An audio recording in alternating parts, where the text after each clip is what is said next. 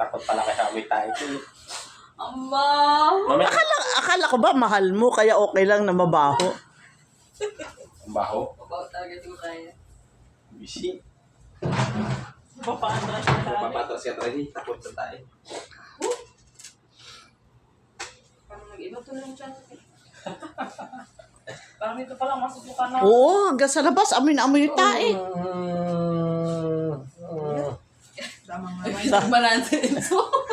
Kasi yung tayo.